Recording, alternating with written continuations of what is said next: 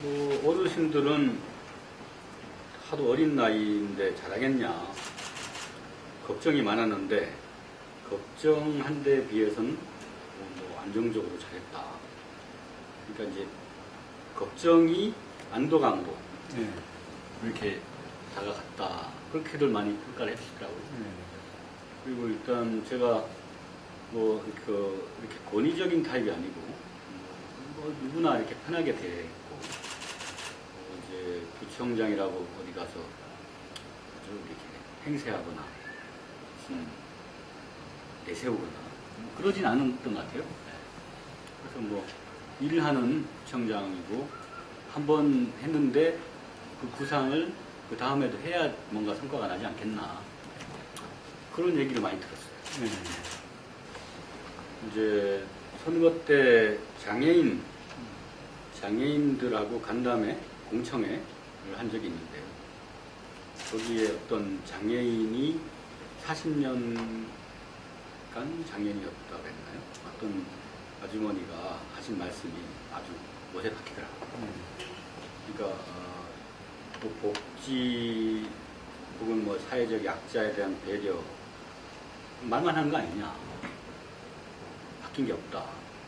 예를 들어서 인도를 휠체어를 타고 지나갈 때 거기에 불법 주정차되어 있는 인도 위의 차량 혹은 또 상업 행위를 하는 노점 그런 걸로 인해서 차도로 지나가야 하는 고통을 겪어받는 거예요.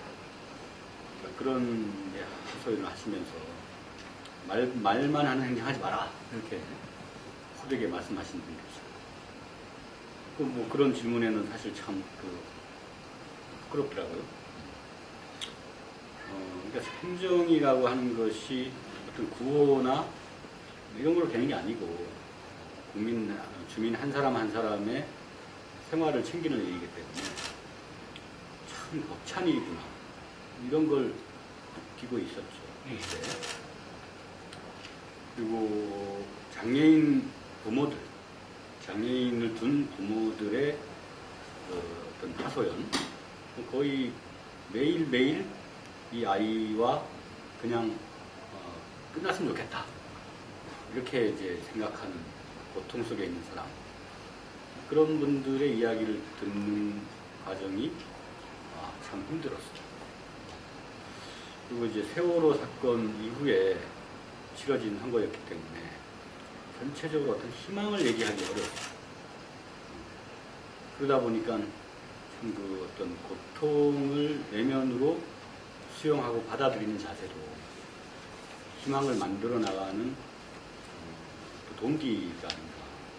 고통스러운 순간일 때 진정 그 고통을 나의 내면으로 수용하는 자세가 아주 중요한 덕목이 되어야 되겠구나. 그런 걸 느꼈죠.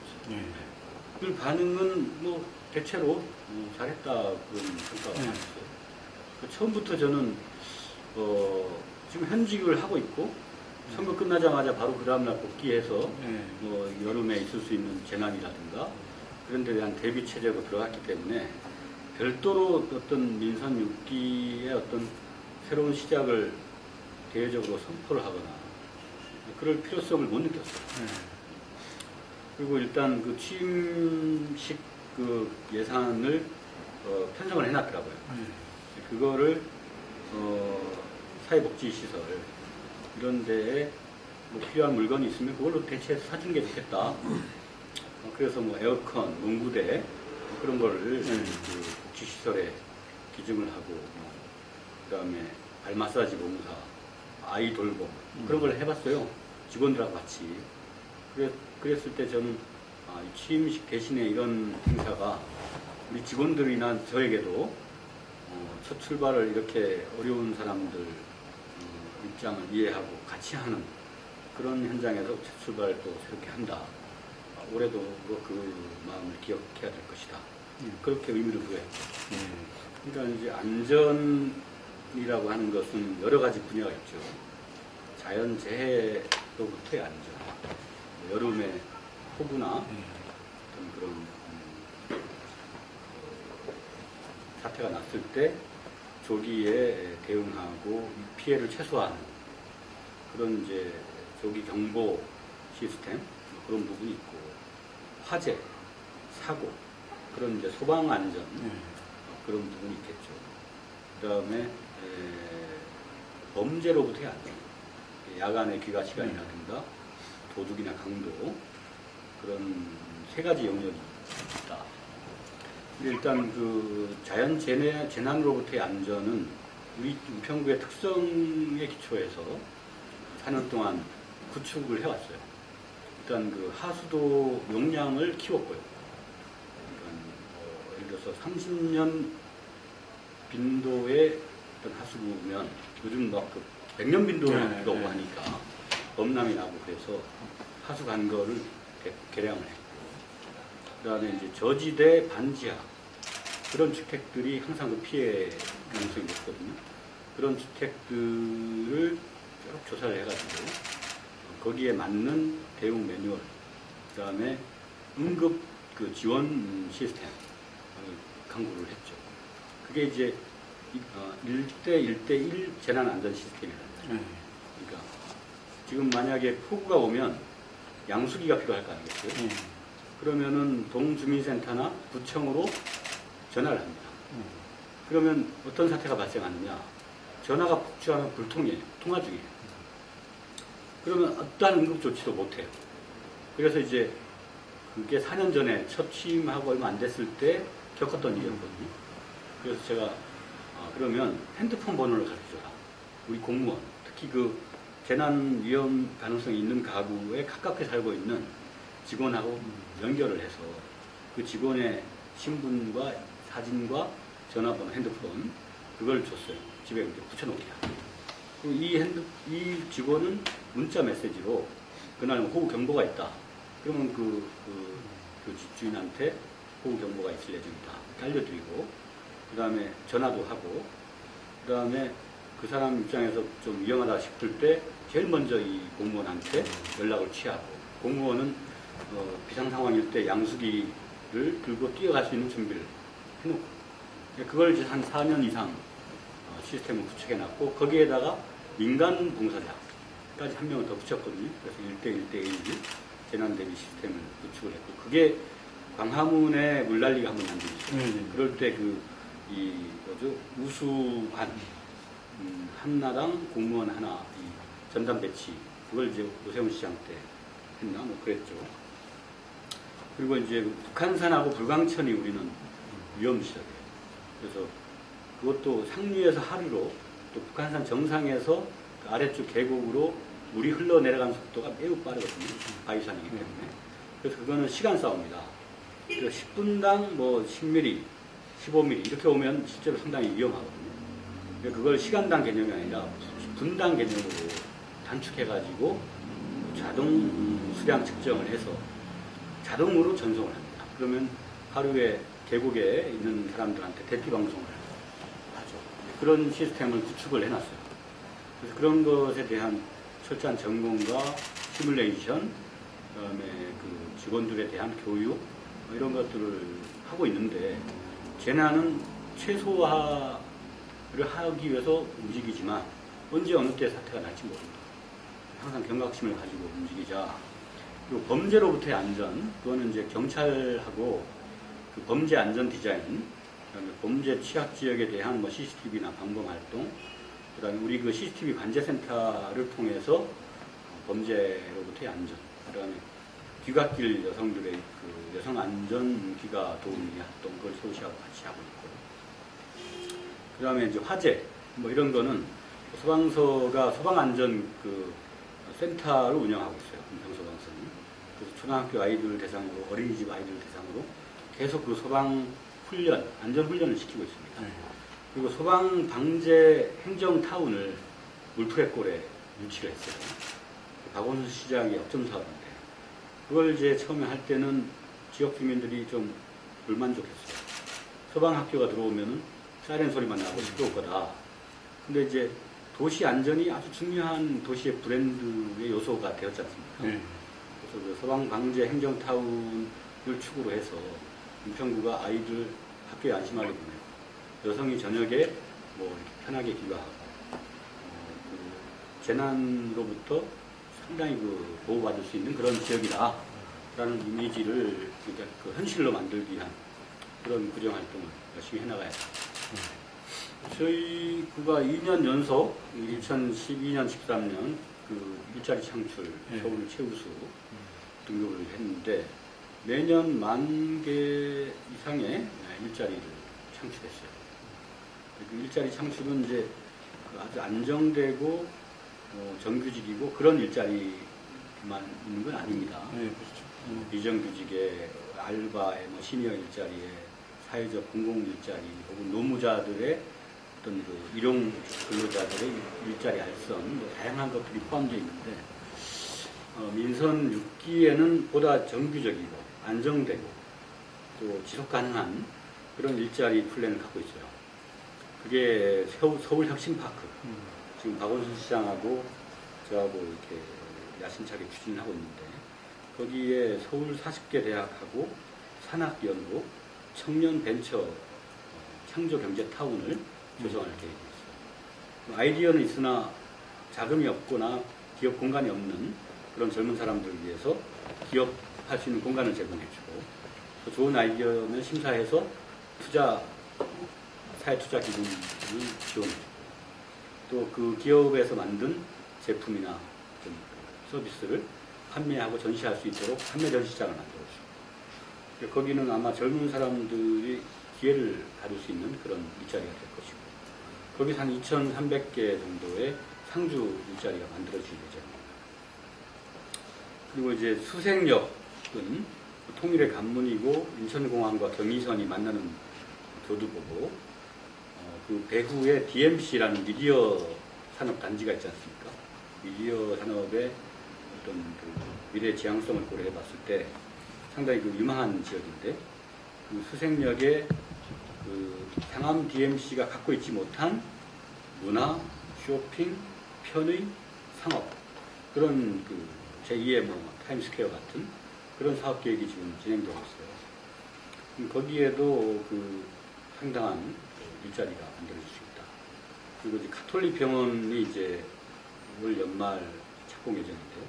거기도 이제 첨단 의료 단지로서 의료와 관련된 여러 가지 연구나 일자리 이런 것들이 가능하지 않을까. 그러면은 제가 그 구상을 현실화 시켰을 때 우리 지역의 어떤 성장 동력이기도 하고 젊은 사람들이 많이 와서 일할 수 있는 그런 공간이 될 것이다.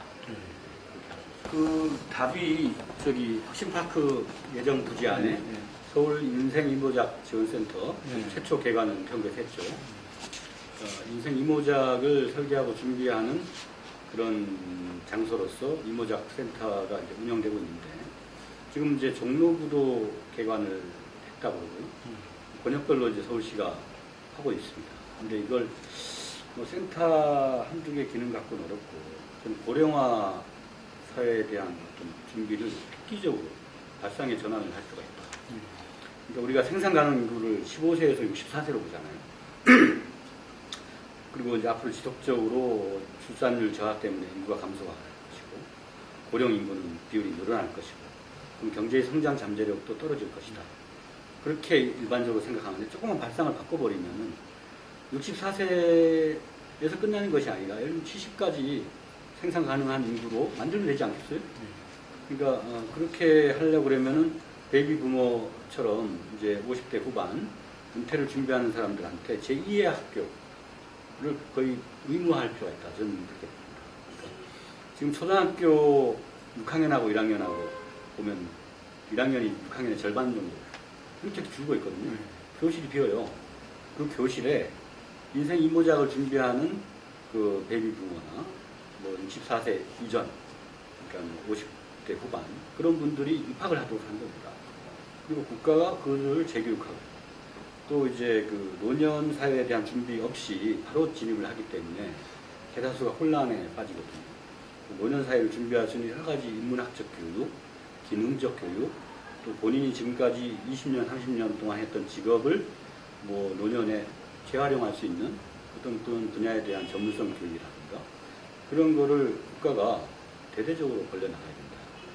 그러면은 64세를 넘은 근 70 초반까지 일할 수가 있어요. 그 일할 수 있는 내용 중에 하나가 협동조합이에요. 그러니까 저는 이제 우리 그 역마을 협동조합이라는 걸 주목하고 있는데요. 역촌동의 주민들이 만든 협동조합이에요.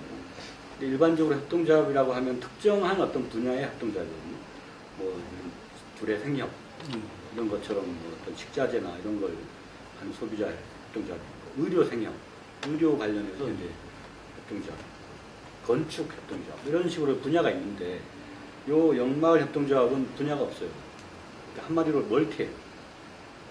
청소도 하고, 주차 관리도 하고, 뭐 방범도 할 수 있고, 재활용, 그 다음에 뭐 배송, 방범, 홈 서비스, 다양한 걸 할 수 있어요. 한마디로 얘기하면 마을 관리 협동조합인 거죠.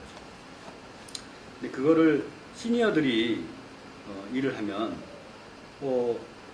물론 많은 인건비를 챙겨가기는 어렵겠지만, 그 시니어들이 적절하게 인건비 내지는 활동비를 탈 수가 있거든요.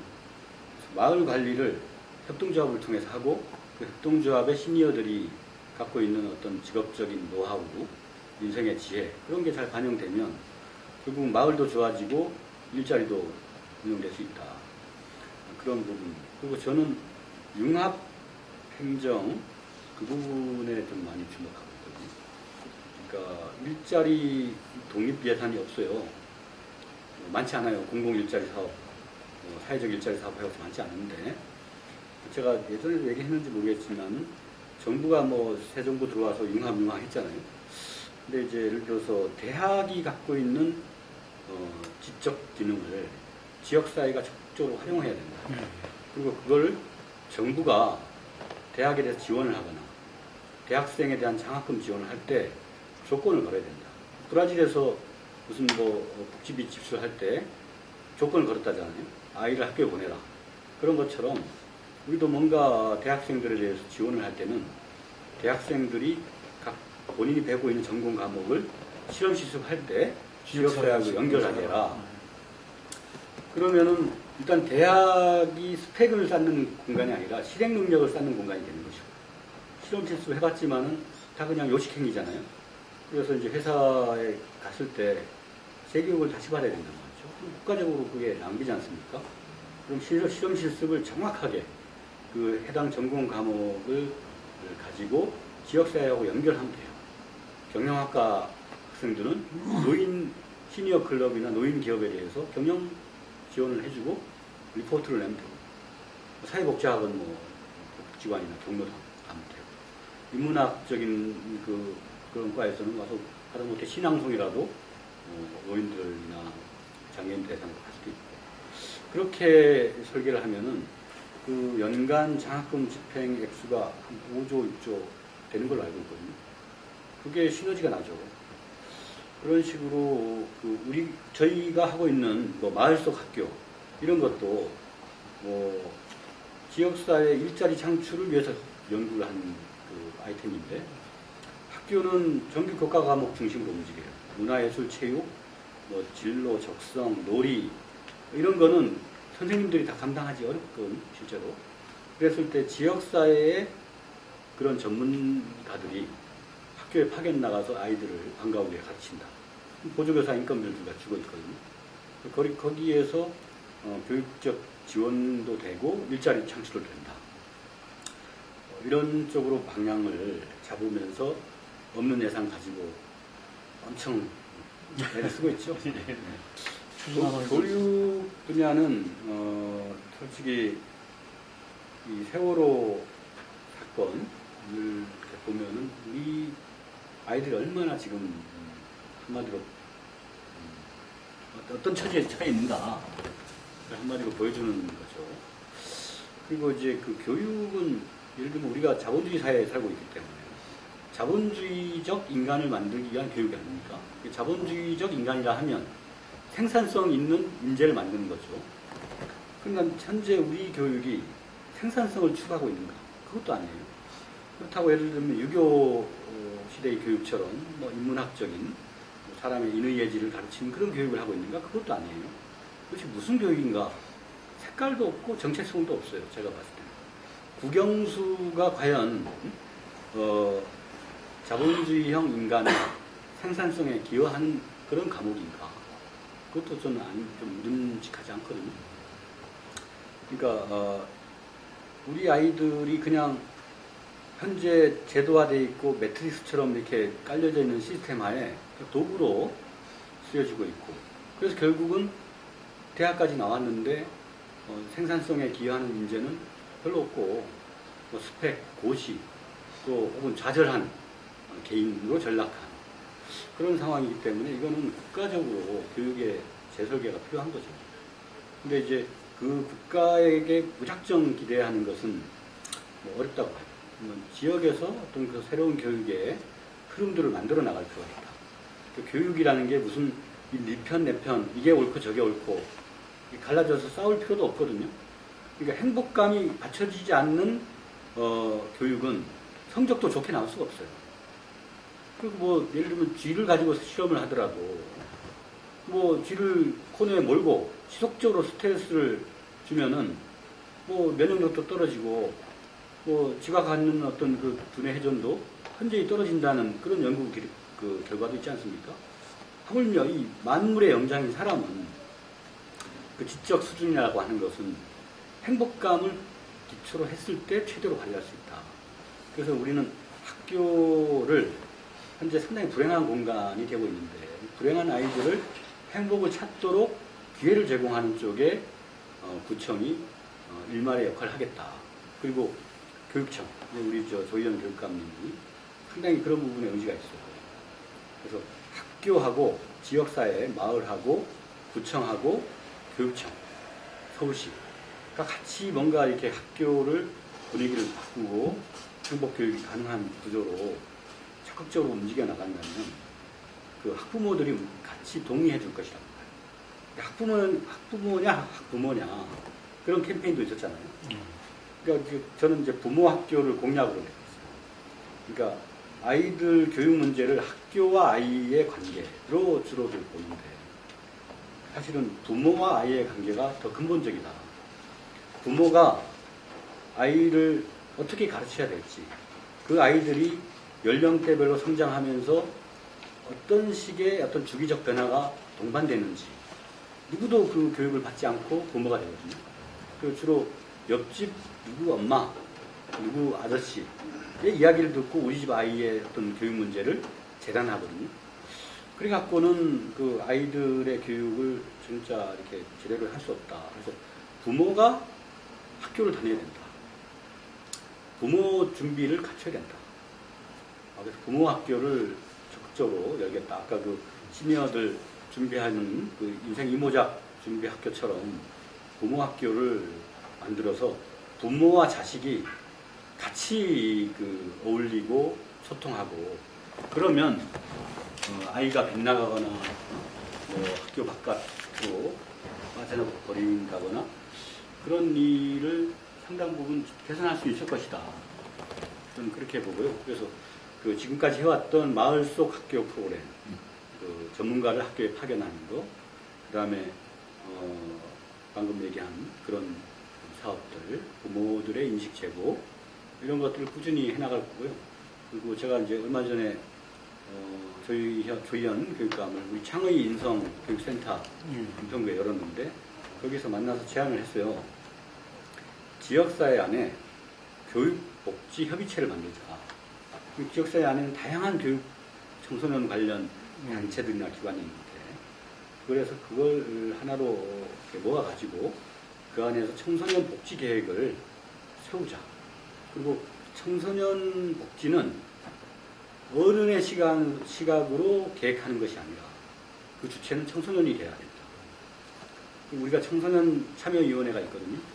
그래서 청소년들이 중고등학교, 대학교 애들이 모여가지고 거기서 청소년 사업계획을 스스로 입안을 하고, 걔네들이 한 게 서울시 참여예산 한마당에 공모에 응해가지고 직업체험 박람회 예산을 8천만 원 따와서 직접 그 아이들이 행사를 기획하고 미래의 직업이 될 만한 분들을 섭외를 해가지고 구청 광장에서 했고요. 지난 4월에 했어요. 그리고 몇만 명이 참여했어요. 그런 것처럼 청소년 주도의 청소년 복지, 그리고 청소년 복지나 교육과 관련된 교육복지 협의체를 지역사회에서 만든다. 그래서 촘촘하게 아이들의 특성에 맞는 그런 교육복지 정책을 펴겠다. 이게 저희 부상입니다. 제가 이제 서울시에 대해서 이제 건의를 꼭 하겠다 생각하고 있는 게, 지금 이제 서울시는 재정이 좀 돼요. 공적 그 어떤 유발 효과를 불러일으킬 수 있죠. 우리 자치구는 뭐 재정이 없고, 서울시가 어떤 데에 선택과 집중을 하느냐에 따라서 서울시가 이제 얼마나 바뀌는가, 그게 결정된다고 생각하는데, 그것 중에 하나가 학교다. 학교는 지금까지 무상급식 그걸로 집중했거든요. 그 다음에 이제 교육청은 교육감이 왔다 갔다 바뀌면서 제대로 방향을 못 잡았고요. 학교에 집중적 투자를 해야 됩니다. 그러니까 이제 그동안은 시설보다는 사람 이랬거든요. 사람이니까 애들 먹는 거. 그래서 무상급식이 하나의 보편적 복지 논쟁을 불러일으켰는데, 근데 학교는 환경이란 말입니다. 환경 민감도가 제일 높은 세대가 청소년이에요. 근데 학교 화장실을 가보세요. 아직도 과거 재래식 화장실이고, 화장실이 그야말로 10분 그 휴식 시간에 아이들이 가서 이제 휴식하는 공간인데, 거기가 너무도 불쾌한 환경이란 말이죠. 그리고 이제 학교가 누구는 그래요. 교도소 같았고, 이 옛날 일제시대 때 그래서 우리 그 창의 인성교육센터는 교육청에서 시범사업으로 이렇게 만들었는데 학교를 개조해서 만들었거든요. 그러니까 거기 가면 뭐 무대가 있고 공연할 수 있는 장소가 있고 약간 뭐 이게 공예 체험 같은 거 할 수 있도록 돼 있고, 학교를 조금만 이렇게 손을 보니까 애들이 학교에 가고 싶도록 그 인성센터가 만들어져 있더라고요. 근데 만약에 서울시가 학교에 투자를 하면은 아이들의 행복감을 높일 수 있죠. 그 다음에 지속 가능하게 몇 년 동안 얼마를 투자하겠다고 하면 학교 건축과 관련된 산업이 움직이게 돼 있어요. 그러면 이게 일종의 케인즈 뉴딜 사업일 수도 있거든요. 요즘같이 불황 시기에 골목 경제가 돌지 않는데, 그런 걸 이제 학교 건축을 마을 건축하고 연결해가지고 건축 관련 자영업 하시는 분들 혹은 디자이너, 문화예술인 하는 그 인력들이 학교 건축에 참여할 수 있잖아요. 그렇게 선택과 집중을 하면 백화점식으로 부분 다 건드리는 것보다는 훨씬 더 효율적이지 않을까. 마을 건축은 이제 도시재생이죠. 거기에 이제 서울시는 도시재생기금을 2조를 확보를 해가지고 서울재생에 나서려고 하고 있거든요. 그 다음에 이제 학교는 급식이나 뭐 이런 쪽에 집중되어 있었다면, 박원순 2기에는 학교 그 자체의 환경 변화에 상당한 투자를 할 필요가 있다. 지금같이 불황 시기에 지역경제의 선순환 구조에도 도움이 되고 그럴 것이다. 그리고 박원순의 작품이 없다 이거 아니겠어요? 뭐 청계천 MB 이것처럼. 그러면 학교를 박원순과 조희연이 바꿔버리면 그거는 성과가 남을 수 있거든요. 그런 성과는 아주 당당하게 얘기해도 되는 성과예요. 저는 뭐 재정이 우리가 독자적으로 없기 때문에 서울시가 그런 데 대해서는 상당한 고민이 필요하다고 봅니다. 이게 생활 권역이 서대문, 마포, 은평이 거의 이제 같은 생활권이에요. 그래서 서로 협력을 많이 하죠. 원래 뭐 공식 기구를 구성한 건 아니지만. 4년 전에 저는 이제 급식 지원센터를 한 100만 정도 도시가 돼야 이렇게 하나의 규모가 형성되니까 같이 해보면 어떨까, 그런 준비를 내부적으로 하고 있었어요. 근데 이제 오세훈 시장의 어떤 급식 관련해서 여러 가지 정책적 대결 구도로 가면서 이제 그게 좀 시기를 놓쳤죠. 근데 지금은 이제 저도 뭐 서대문구청장, 마포구청장하고 항상 가까운 교류를 하고 있고, 문화적 컨텐츠를 공유하자. 뭐 그런 얘기, 축제나 이런 거를 한번 불광천 주변에서 같이 한번 해보자. 그리고 얘기하고 있죠. 5기 때는 그 매니페스토에서 평가가 98.9%? 그러니까 뭐 정확하게 그렇게 왜 소수점까지 나오는지 잘 모르겠습니다만은 거의 99% 공약이 1%는 이제 그 구립 보육시설, 그 2배 하겠다고 했는데 그 달성 기한이 좀 남아 있어요. 네. 그게 1% 부족했던 것이고 나머지는 뭐 다 했다 이거죠. 네. 그리고 그때 세웠던 그 공약들은 지금도 지속적으로 중요한 정책으로 진행되고 있고요. 뭐 두꺼비 하우징, 네.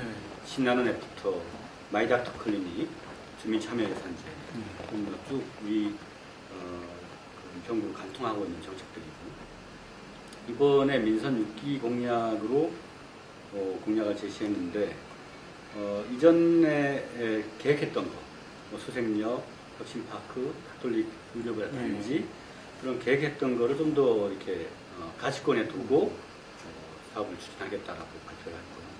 교통 문제. 교통 문제는 뭐 GTX 이제 현재 국토부가 용역 중에 있고 연신내를 거쳐서 삼성으로 가죠. 그 GTX에서.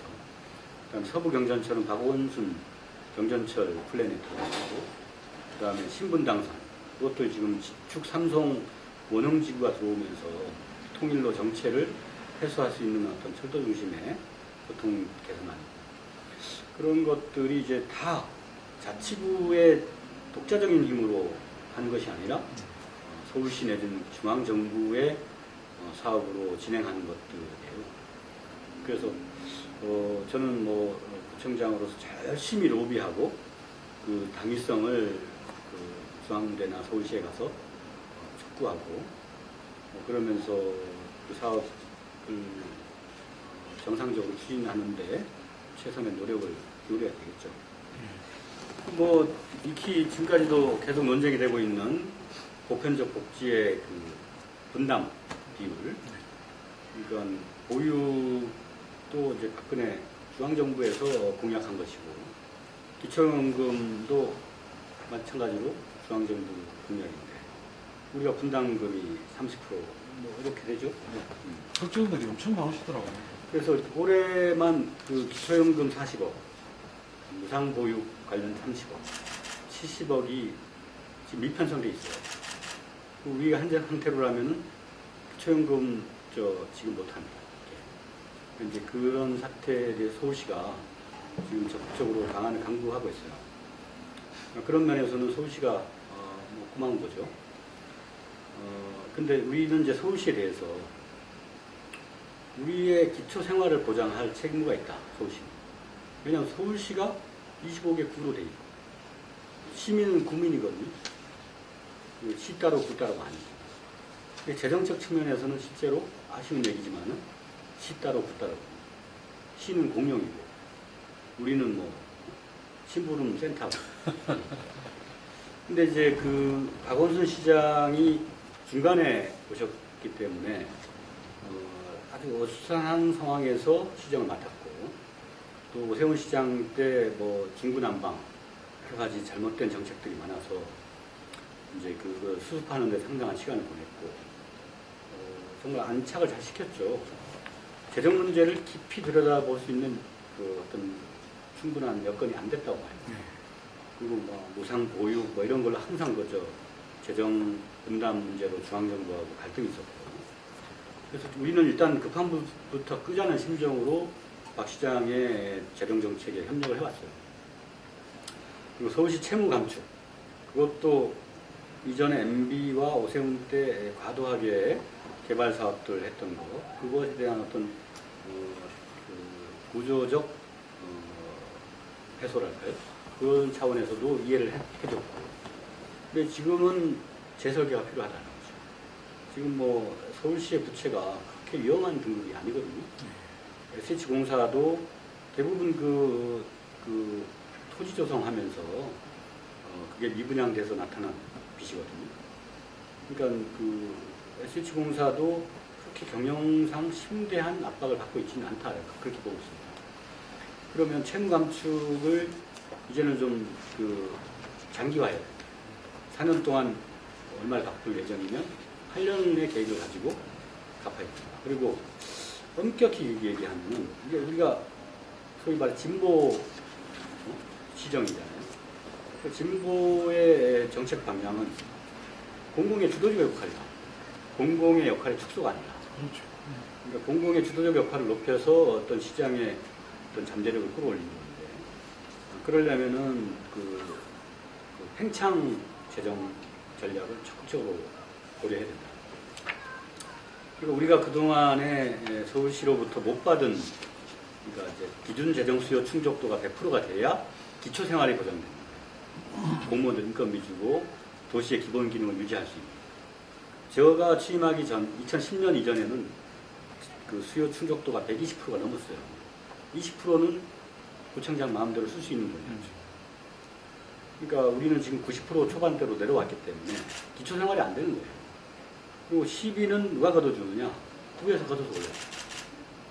공영 서울시는 좀 이제는 그 위험 부담을 분산시키기 위해서라도 재정에 있어서 상당 부분 자치구로 재정 이양을 해야 된다. 이게 박원순 시장의 어떤 시대적 흐름에 맞는 어떤 바람직한 정책이라고 봅니다. 박 시장도 뭐 참여연대 하셨던 분이고, 인권에 대한 철학이 있으신 분이고, 또 시장님이 계속 시장만 하실 건 아니잖아요. 제가 봤을 때. 그래서, MB 같은, 이게 이상한 사람 하나 와가지고, 뭐, 이상한 방향으로 정책 결정해버리면, 도시 전체가 위험한 상황에 빠질 수 있잖아요. 그래서, 그 위험 시대란 말이에요. 지금 이 사회가. 경제적 위험 시대, 안전상 위험 시대. 위험은 분산하는 게 맞고, 또 현장이 제일 잘한다. 현장은 구보다는 동, 동보다는 통. 거꾸로 보면 통 다음엔 동, 동 다음엔 구란 말이죠. 구 다음엔 시예요. 시가 안전이나 모든 걸 위에서 다 컨트롤할 수 없습니다. 가장 현장에 가까운 그 행정 단위가 즉각적으로 어떤 행정에 있어서의 그 효율을 발휘를 해서 주민들을 구제하거나, 또 뭐 일자리도 마찬가지예요. 일자리에 그 나올 수 있는 건덕지가 어딘지를 제일 잘하는 게 자치구고요. 자치구 단위에서 그런 일자리 창출 이런 걸 플렉시블하게 할 수 있도록 적어도 재정적인 그 최소한의 기초 생활은 보장해야 된다. 그렇지 않으면 앞으로 서울의 자치구는 인격한 어떤 심대한 권리 침해를 받는 것이고, 그렇게 되면은 시정도 썩 원활하지 못할 수 있다. 이런 걱정이 있어요. 아니, 우리는 항상 의리 입장이다 보니까 시장님 만나면 이거 해주세요, 저거 해주세요 하는 게 하루 이틀이죠. 참 그게 그러니까 시장의 마인드의 문제가 아니고 구조와 시스템의 문제예요. 그 구조와 시스템은 서울시 공무원들이 오랜 기간 그런 관행으로 해왔거든요. 그러니까 이제 개혁이라고 하는 거는 쇳불을 당기면 빼듯이 해야 돼요. 그거는 시장님 몫이다. 우리 폴리뉴스는 주로 젊은 분들이 많이 보겠죠. 네. 저는 이제 전국 지자체장 중에 민선 5기 때는 최연소였고, 민선 6기에는 차연소예요. 밑에 동작구청장이 한 살 어리고. 근데 이제 나이가 많고 적고는 행정에 있어서 그렇게 중요한 요소가 아니다. 또 젊은 대로의 매력이 있고, 또 노련한 선장은 또 노련함의 어떤 매력이 있는 것 같아요. 이제 은평구는 뭐 젊은 사람을 원했다 이렇게 봐야 되겠다. 그리고 저는 그 젊은 사람들이 요즘 참 그 힘과 용기를 내야 된다고 생각합니다. 참 세상이 어렵고 미래도 암울하고, 그래서 젊은 사람들이 희망을 못 갖고 있는 사회라 참 중간 세대의 입장에서 보면 참 미안하죠. 그리고 이제 과거에 소위 486 이런 분들이 치열하게 싸웠던 이유는 우리 아이들이나 우리 후배들이 정말 자기가 갖고 있는 재능을 마음껏 발휘하고, 어떤 이념적 갈등이나 대결 속에 억눌림이나 억압 없이 자유롭게 상상하고 일할 수 있는 세상을 만들고자 어떤 그 노력을 했던 거면, 지금 보면 그 노력의 결과가 꽃이 피고 있는가? 전혀 그렇지 않은 것 같아요. 그런 측면에서, 그렇다고 해서 그 젊은 사람들이 기성세대를 원망만 할 거냐?